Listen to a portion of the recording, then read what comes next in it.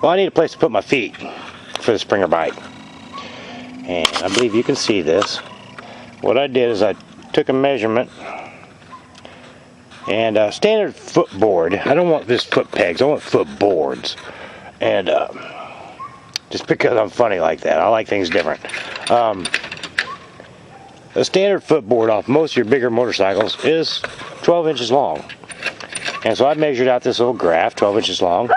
And then what I thought I'd do, instead of just making it square or some simple shape, I grabbed one of my old pairs of tennis shoes and I drew around the sole of it. And that gives me a basic shape to shoot for. And plus I'll know it'll be wide enough for my foot. Anyway, that's how I'm going to start. So let's get into it. So this is basically just craft paper, an old paper grocery bag at work, you know what I mean? Anyway, I drew that out and I took my scissors, I cut it out,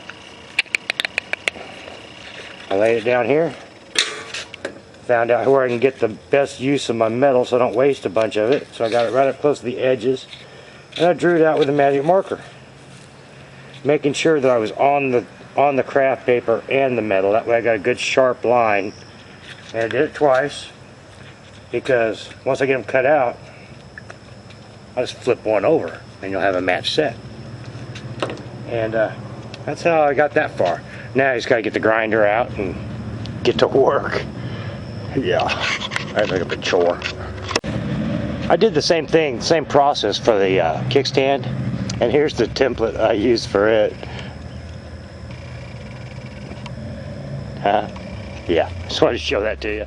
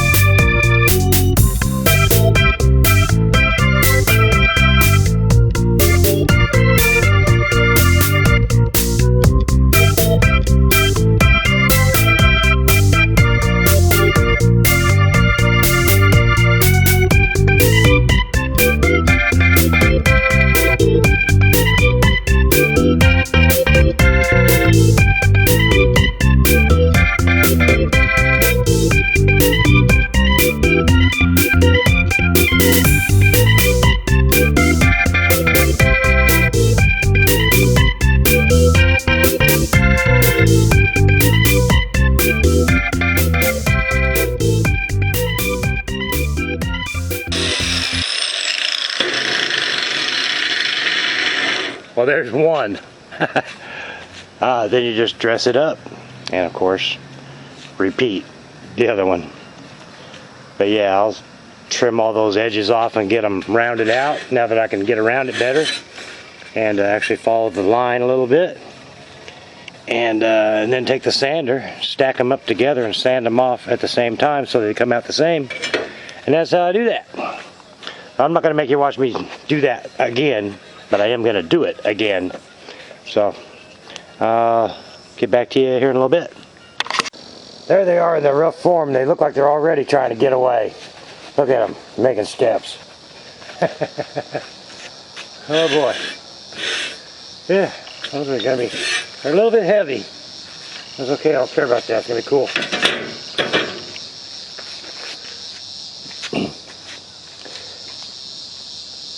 And if I ever get the knee dragging and put a little grind on them, the bottoms of them, they'll take it. That's 1/8 inch steel. 2 foot worth. I gotta clean them up. Okay. I've gone around them and cleaned off most of the edge, most of the little sharp bumps, you know, where I've changed directions with my grinder. And got it pretty much down where I want it. And I'll tell you what,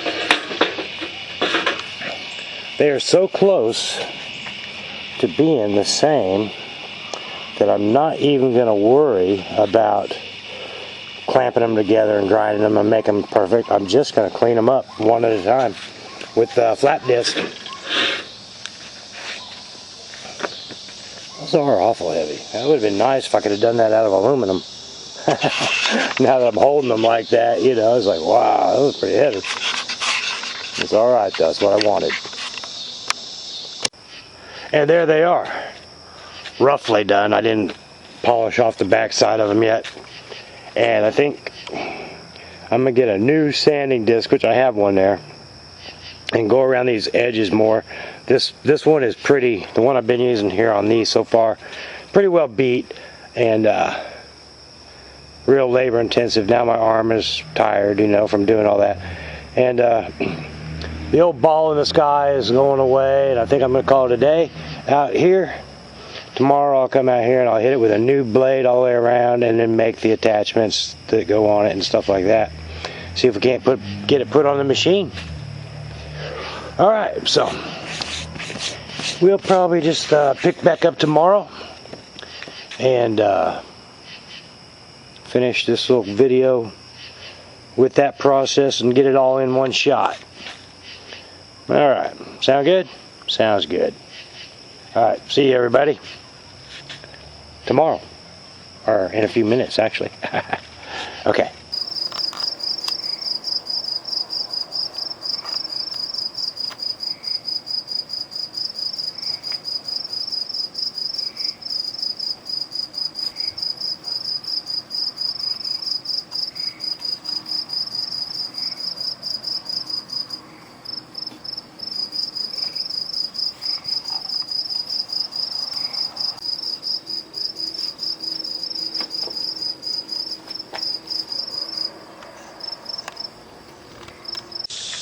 Morning everybody, we're back at it again, and I already started a little bit, and I decided to go ahead and back up and sandwich those two pieces together and go around them.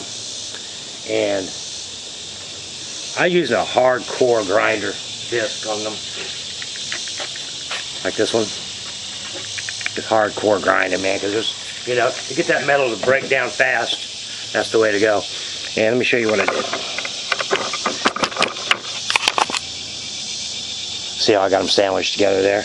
Then I can just go around the whole, you know, one little quarter at a time, but go around the whole thing and get them matched up to where they are, in fact, actually the same.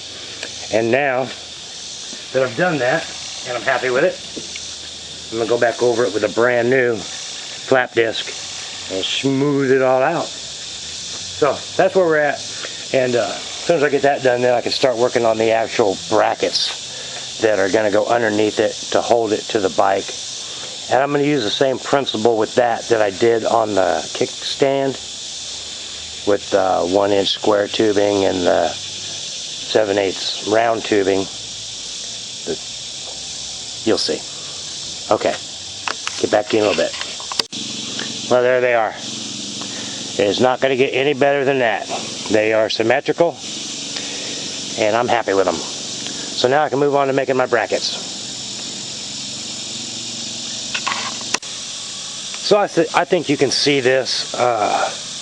This is where I'm going to make my hinges / brackets to go on the bottom of the footboards. That way they can lay flat and then fold up if I want them to. And by doing it this way, I can get 2 hinges out of the same piece of metal. You see what I mean? I'll just drill my holes and I'll split it right down the middle. And by doing it that way, I'll use half the metal as if I made 4 different cuts. You know what I mean? And then cut them out. So utilizing every inch of the metal that there is there to satisfy the need. And that's how I do it. I'm going to drill the holes and cut them out, and then I'll show them to you. Yeah, here they are, all cut out roughly. I got to clean them up. Anyway, that's basically the idea. And hopefully, I need 2 that are 1 length and 2 more that are a little bit longer. And that's what I got here. I just got to cut them out. So, yeah, I'll show it to you after I get them cleaned up. So here they are, all cleaned up and ready to go into service. And here's the whole idea. There'll be a piece of pipe coming out of the frame with a hole drilled in it, 3/8 hole drilled in it for a 3/8 shoulder bolt. And these will be bolted to it. And this will be welded to the bottom of the footboards that I made previously. And this way they can flip up. The pipe will come out just far enough to support it, but not far enough, probably about 1 inch or 2. And just enough to support it well without sticking up a long way when they're folded up. And the only reason you want them to fold up is like, well, you want them to flex in case you're knee dragging and you actually hit the ground with them. You don't want them so solid that it makes you wipe out. You want them to come up. Also, if you just need storage in your garage, you flip them up out of the way. So that's the plan with that. And now I just got to make the tubes to go on the frame, drill the holes in them, get everything put in place and weld it all together. Yeah. All this stuff is time consuming. It don't look like much when you're done, but, well, actually it does, but, you know, it takes a little while to put this stuff together. Well, I think you can see that.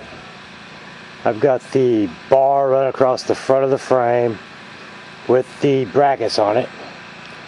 And I have decided not to use the rear brackets and hinges that I made, just because with the angle that I want it to be, it won't work. It'll be trying to fold in 2 different angles, and it'll just be bound up.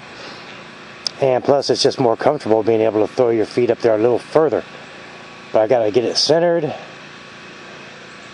and then tack weld it to the frame, and then get the footboards and tack weld them to the brackets. And I can unscrew them and turn them over on the table and finish weld them. Yeah, it's got to get it centered. It doesn't look centered right there. I'm going to have to do some measuring. So I'm going to do this just to give you a visual.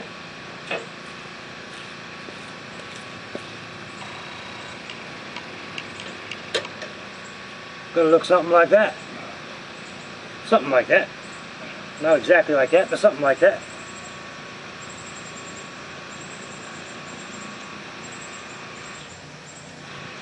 I maybe could weld them on there before I weld it to the bike. That might be easier. Anyway, we'll see.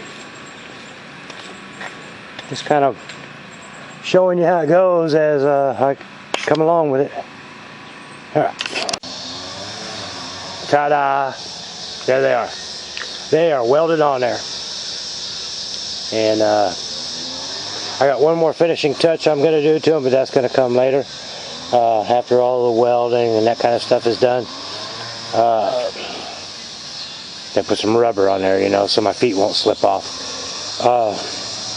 Let me pause this for a second and move around so you can get an angle of what it actually looks like.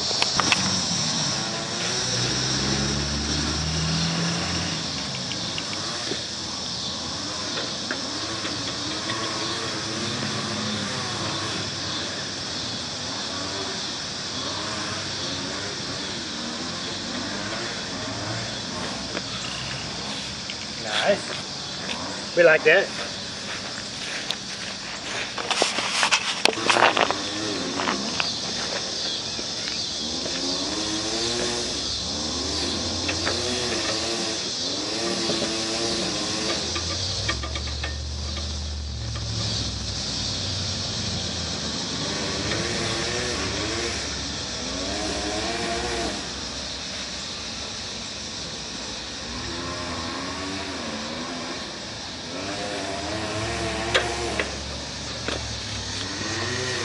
Might be a little rough in rough terrain.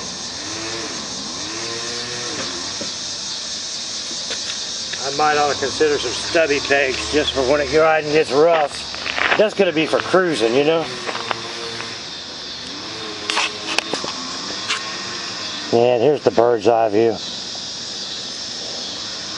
See, I got just enough room for my leg to not get tangled up in the torque converter. And of course it looks like there's a lot over here, but I did that just to keep it balanced so you don't feel like you're, you know, not centered properly. I don't know. I like it. I think it may need some refinement. That's actually really comfortable with it just like that.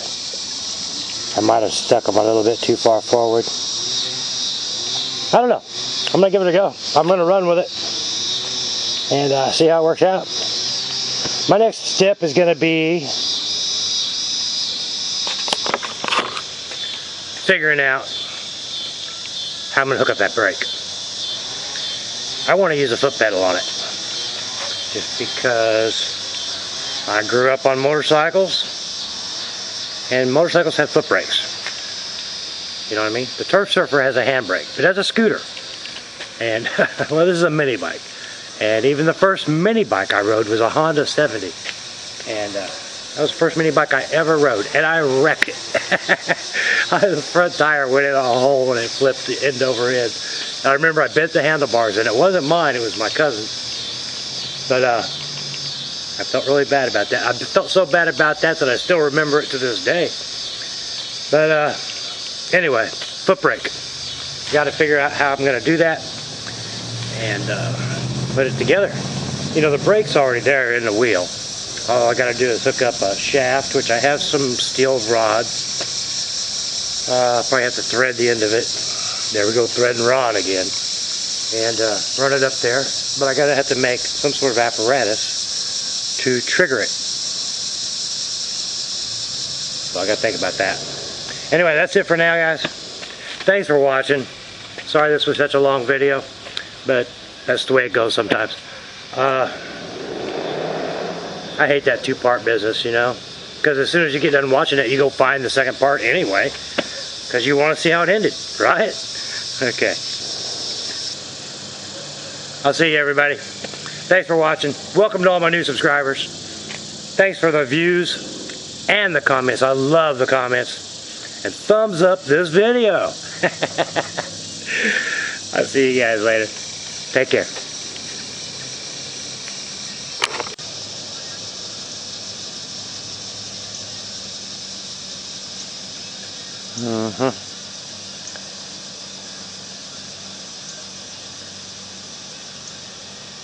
It feels comfortable, but it looks unnatural. We'll see. Might be a big brush catcher too, if we ever get off in the woods. I don't know, we'll see.